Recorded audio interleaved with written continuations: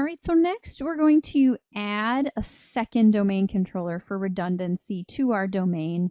And it's really important to understand more detail on why. So we'll discuss a few different reasons here, but why multiple domain controllers? I did already give you a hint. Redundancy is so important. Redundancy, redundancy, redundancy.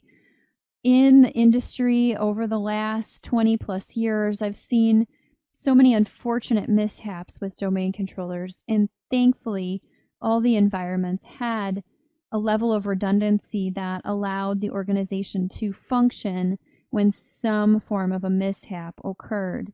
Now, in some cases, there was severe performance degradation because the level of redundancy wasn't high enough for the incident, but nonetheless, the organization never went down. Another reason would be for remote sites. A lot of the time, remote offices are running on slower networks. And if you're forcing that remote office to authenticate back through your data center, which could potentially even be in another state or country, it could really hinder the performance of the users at that remote site. So a lot of the time, it's great to have one deployed there.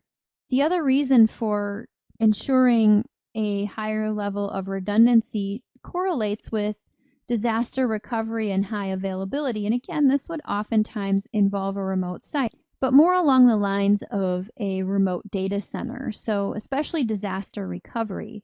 If you have a disaster recovery site or a disaster recovery data center, you're going to have multiple domain controllers in that location as well. The high availability component is what allows organizations to stay online if there is some form of catastrophe that was unanticipated, but it's localized. It's only at the main site.